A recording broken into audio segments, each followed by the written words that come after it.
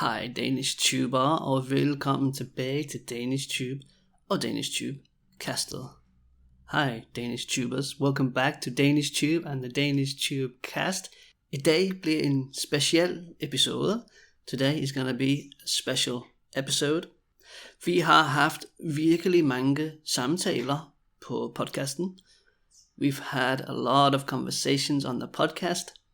I har givet feedback. You've given feedback. Og jeg har hørt virkelig mange søde ting. And I've heard a lot of really sweet things, men også seje ting. But also cool things. Noget som jeg blev bedt om, det er at lave nogle episoder til nybegyndere. Something I've been asked to do is to make some episodes two or four, which one is it? For beginners. Oh god, I'm getting mixed in both languages. What's going on? For eller til. It's an entire thing. But basically, it's the start of a new season. Det er en ny sæson. Endnu en sæson. Yet another season. Og det er sæson nummer 9. Season number 9. Og vi er kommet godt ind i december måned. We're well on our way into the month of December. And I thought I would take this opportunity to start the new season off with a simple episode where we go through some phrases in Danish based around Christmas. Julefraser. Vi har nogle julegloser. Some Christmas glossaries. Some phrases that I've just written. And I'm just going to read them to you. Jeg læser dem op for jer.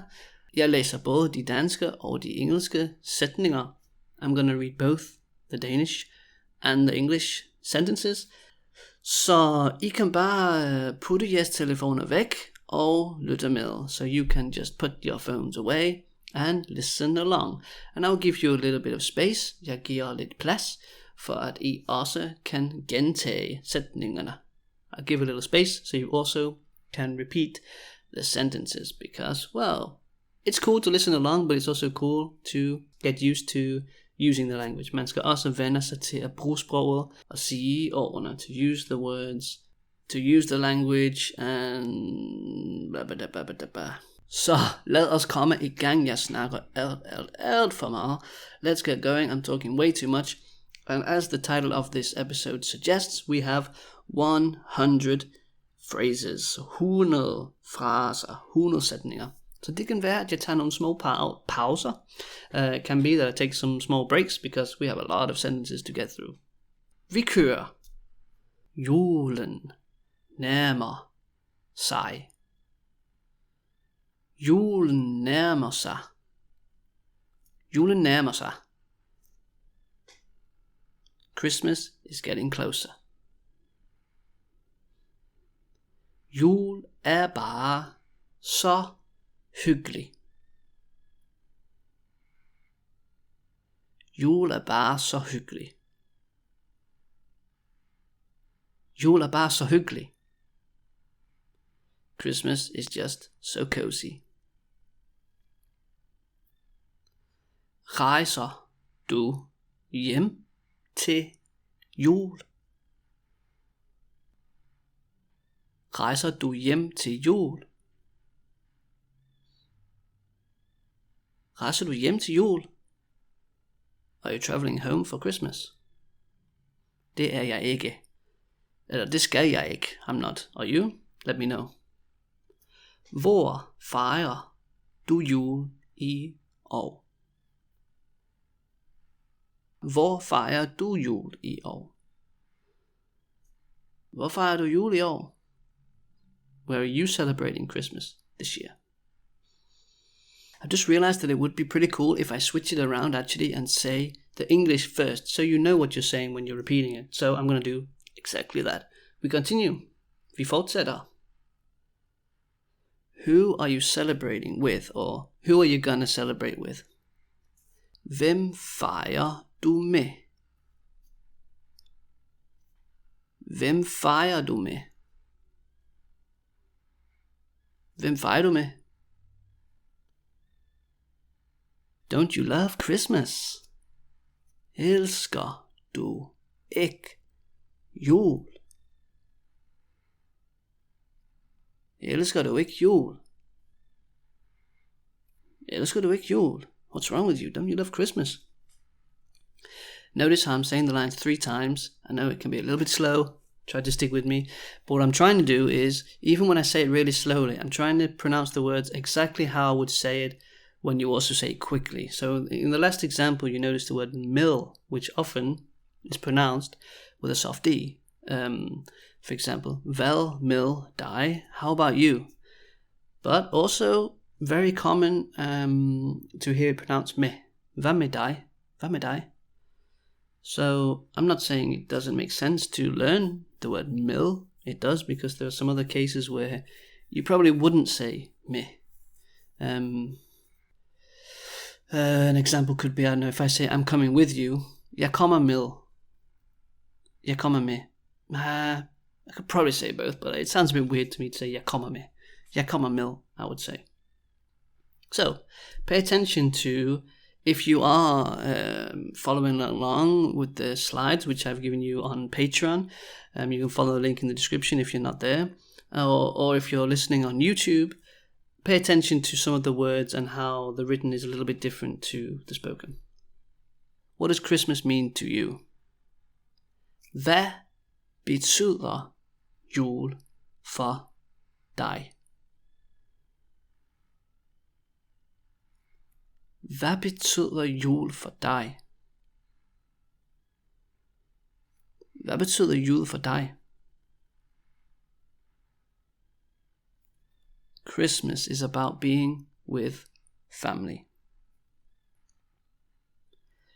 Jul handler om at være sammen med familien. Jul handler om at være sammen med familien. Jul handler om at være sammen med familien. Christmas has gotten a little too commercial. Julen er blevet lidt for kommerciel. Do you agree? Julen er blevet lidt for kommerciel. Julen er blevet lidt for kommerciel. Der er nogen, der synes. Some people think so. And when Christmas is finally over, which it isn't yet, but it will be, then you can say, julen er forbi. Julen er forbi. So sad. Julen er forbi. So then that was the first round, and you notice how all the sentences had the word jul or julen. And also, what I want you to think about when you listen to these sentences or when you read them is, how can you maybe use these phrases in another way? Because here we're specifically talking about jul, right? But just to take the last example, julen er forbi. Anything could be forbi, a time in your life. Den tid er forbi. The World Cup is over. Verdensmesterskabet er forbi. Could be a relationship that is forbi. So it's good to also try to process the words, process the sentences, because they are so common that you can take them and use them in 100 different ways. Vi fortsætter. I'm going out on Christmas Eve. That's the night before Christmas Eve. There's not really a good word for it in Danish. In English. It's awesome that in Danish it's called Little Christmas Eve, which I guess makes sense if you also say it in English. Jeg skal ud i byen på lille juleaften. Jeg skal ud i byen på lille juleaften. Jeg skal ud i byen på lille juleaften. Little Christmas Eve is really exciting. Lille juleaften er altså spændende. Lille juleaften er altså spændende.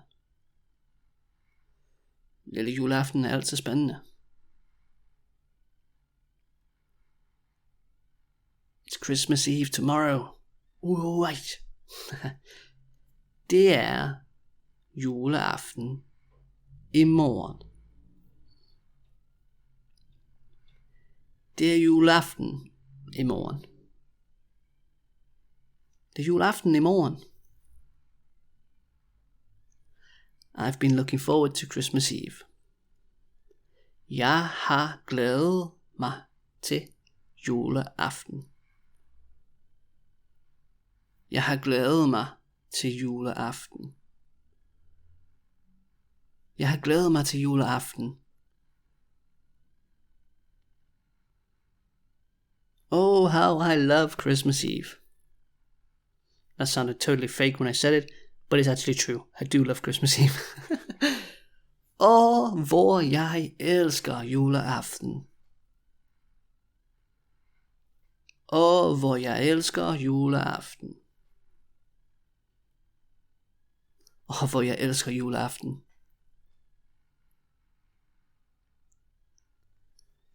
So it's Christmas Day. Så er der juledag. Så er der juledag. Så er der juledag. We always drink a lot on Christmas Day. Vi drikker altid meget på juledag. Vi drikker altid meget på juledag. Vi drikker altid meget på juledag. My family does, at least. I don't know about your family, but yeah, de drikker faktisk meget på juledag. They actually do drink a lot on Christmas Day. Christmas Day is always a fun day. Juledag er altid en sjov dag. Juledag er altid en sjov dag. Juledag er altid en sjov dag. Are you coming by on Christmas Day? Coming by just means like, are you visiting? Are you going to come and see me? Kommer du forbi på juledag? Kommer du forbi på juledag? Kommer du forbi på juledag? We're hosting a Christmas dinner at our place next week. Vi holder julefrokost hos os i næste uge. Vi holder julefrokost hos os i næste uge. Vi holder julefrokost hos os i næste uge. You have to go to a lot of Christmas dinners in December. At least in Denmark, it's kind of a thing. I didn't experience it anywhere else. Do you do it in your own country? Let me know. Is that also a thing? At your workplace, with your friends? Man skal til mange julefrokoster i december. Man skal til mange julefrokoster i december. Man skal til mange julefrokoster i december. I never get tired of Christmas dinners. Jeg bliver aldrig træt af julefroder. Jeg bliver aldrig træt af julefroder. Jeg bliver aldrig træt af julefroder. Notice here I use the word froder instead of frokost. It's a slang word. Slang for julefrokost is julefrod. It's time for Christmas dinner. Det er tid til julefrokost. Det er tid til julefrokost. Det er tid til julefrokost. Shouldn't we listen to a bit of Christmas music? Skal vi ikke høre lidt julemusik? Skal vi ikke høre lidt julemusik? Skal vi ikke høre lidt julemusik? My brother isn't a fan of Christmas music. It's not true, completely made it up, but that's the sentence we have. Min bror er ikke en fan af julemusik. Min bror er ikke en fan af julemusik. Ja, min bror er ikke fan af julemusik. Christmas music is the best. Julemusik er det bedste. Julemusik er det bedste. Julemusik er det bedste. Er du enig? Do you agree? Skriv til mig. Write to me. Let me know. Kan du lide julemusik? Do you like Christmas music? Who doesn't like Christmas music? Hvem kan ikke lide julemusik? Hvem kan ikke lide julemusik? Hvem kan ikke lide julemusik? There are actually many good Christmas songs, or there are actually a lot of good Christmas songs. Der er faktisk mange gode julesange. Der er faktisk mange gode julesange. Der er faktisk mange gode julesange. Do you know any good Christmas songs in Danish? Kender du nogen gode julesange på dansk? Kender du nogen gode julesange på dansk? Kender du nogen gode julesange på dansk? What's your favorite Christmas song? Hvad er din yndlings julesang? Hvad er din yndlings julesang? Hvad er din yndlings julesang? Christmas songs can get irritating. That's why I asked if you like them. Either you love them or you hate them. Julesange kan godt blive irriterende. Just like the guy outside that's doing gardening while I'm trying to record a podcast. I'll try to cut him out. Hopefully you cannot hear him. But I can. Julesange kan godt blive irriterende. Julesange kan godt blive irriterende. Julesange kan godt blive irriterende.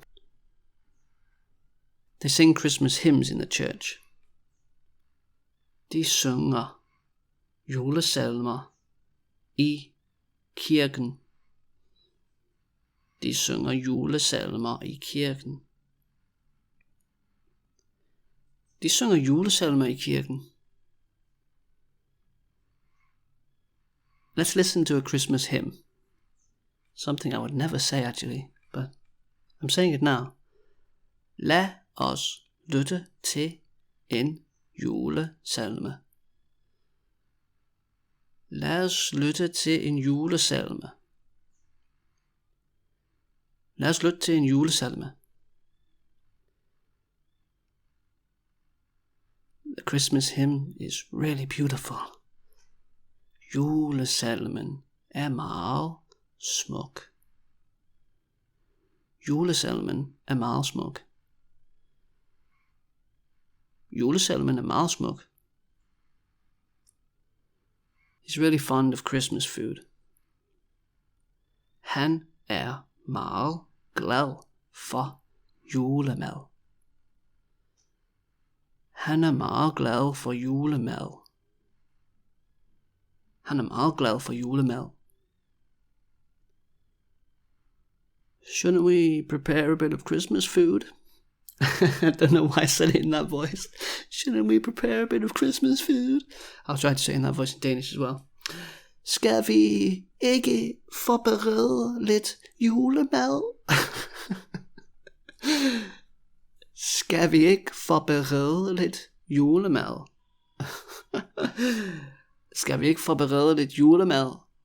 You can hear that after a while, when you start repeating sentences over and over 3 times, it sends you a little bit crazy. But I'm having a lot of fun. This is really cool. I hope you're enjoying it as well. Let's take a few more with Christmas food, and we take a little break. What Christmas food shall we eat? Hvad for noget julemad skal vi spise? Hvad for noget julemad skal vi spise? Hvad for noget julemad skal vi spise? There are already Christmas sweets in the supermarket. What? Det er kun positivt. It's only a good thing. Der er allerede julegodter i supermarkedet. Der er allerede julegodter i supermarkedet. Der er allerede julegodter i supermarkedet. Christmas sweets make me happy. Julegodter gør mig glad. Julegodter gør mig glad. Julegodter gør mig glad. Don't you have any Christmas sweets in the house? What's wrong with you? Hvad er der galt med dig? Har du ikke nogen julegodter i huset? Har du ikke nogen julegodter i huset? Har du ikke nogen julegodter i huset? Such yummy Christmas sweets. Or, what yummy Christmas sweets.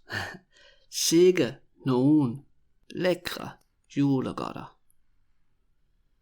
Sikke nogen lækre julegodter. Sikke nogen lækre julegodter. Ikke? Sådan, vi tager en kort pause, og så er vi straks tilbage på DanishTube castet. We're going to take a quick break, and we are right back on the DanishTube cast. Thanks again for listening to this Learning Danish podcast for you, the Danish learner. If you didn't know it, I do actually teach Danish. That is my full-time job. So if you are on the lookout for a cool Danish teacher looking to improve your skills, or maybe just fine-tune your language, get in touch with me. Write to danishtuberocks@gmail.com. I would be super happy to hear from you and to help you on your Danish language journey. Sådan, vi er tilbage. There we go, we are back. Og så er det tid til at give nogle shoutouts. And it's time to give out some shoutouts. Do you give out shoutouts? I think you do. You shout them out. Anyway, I want to give a shoutout firstly to AJ Grover on Instagram. You wrote to me saying, hey, I've been loving your podcast on Spotify, but one issue is that I can't seem to find the English translations, transcriptions, as specified in the podcast. Basically, where do I find them? So thanks for getting in touch with me, AJ. The transcriptions, as I replied to you, they're not necessarily transcriptions in English, but what I do is I always listen back to the podcast and I pick out all the best words and phrases that I think are useful, beautiful, whatever it might be, and I make a really nice PDF file with some images, and I make a nice list of the Danish words with an English translation. And those are available on Patreon. So again, you can find the link in the description. Go over to Patreon, you can get the show notes, you can get Danish exercises, weekly slang, live streams, merchandise. You will also be automatically in our book club, which we meet once to twice per week.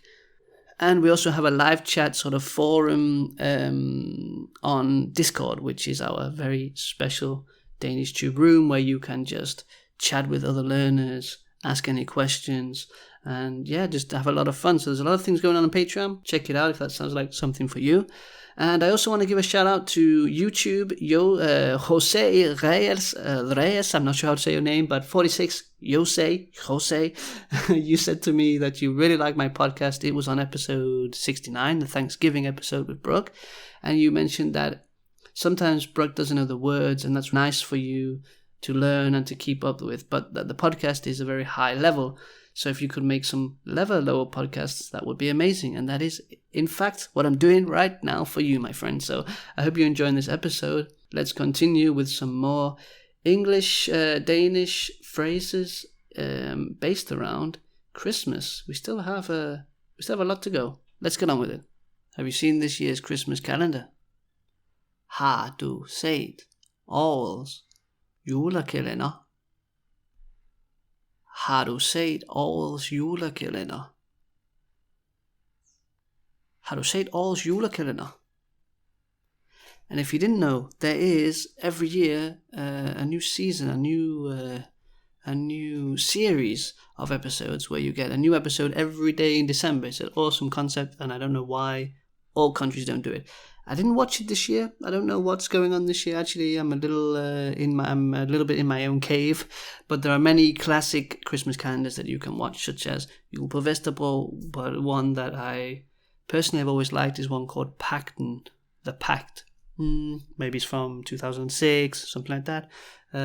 Could be later, actually, 2013. I don't remember well. But check it out. Check them out if you want to. He always watches the same Christmas calendars. Han ser altid de samme julekalender. Han ser altid de samme julekalender. Han ser altid de samme julekalender. We have a Christmas calendar on the wall. Different kind of Christmas calendar, of course. Vi har en julekalender på væggen. Vi har en julekalender på væggen. Vi har en julekalender på væggen. Do you like Christmas calendars? Kan du lide julekalendere? Kan du lide julekalendere? Kan du lide julekalendere? Santa Claus is magical. Julemanden er magisk. Julemanden er magisk. Julemanden er magisk. Have you spoken to Santa? Har du snakket med julemanden? Har du snakket med julemanden? Har du snakket med julemanden? Was it the real Santa Claus? Var det den rigtige julemand? Var det den rigtige julemand? Var det den rigtige julemand? I think Santa has delivered something for you. Jeg tror, at julemanden har afleveret noget til dig. Jeg tror, at julemanden har afleveret noget til dig. Jeg tror, at julemanden har afleveret noget til dig. He's flying in his sleigh. Han flyver i sin kane. Han flyver i sin kane. Han flyver i sin kane. Come in the sleigh. Get into the sleigh. Kom i kanen. Kom i kanen. Kom i kanen. Look how cool his sleigh is. Se, hvor sej hans kane er. Se, hvor sej hans kane er. Se, hvor sej hans kane er. I wanna go for a trip in his sleigh. Jeg vil gerne tage en tur i hans kane. Jeg vil gerne tage en tur i hans kane. Jeg vil gerne tage en tur i hans kane. Sådan, Danish tuber. There we go, Danish tubers. We are halfway through this 100 Christmas phrases. Part 2 is coming up very soon, or maybe it's already there. I don't know. Depends when you're listening to this. But it's coming up later next week, before Christmas at least. If you want to get access to the slides that I've used, to the phrases that I have written and I've used in this podcast episode / video, you can do so by going over to Patreon, where I have shared all the slides. You can get access to those as well as a lot of other Danish exercises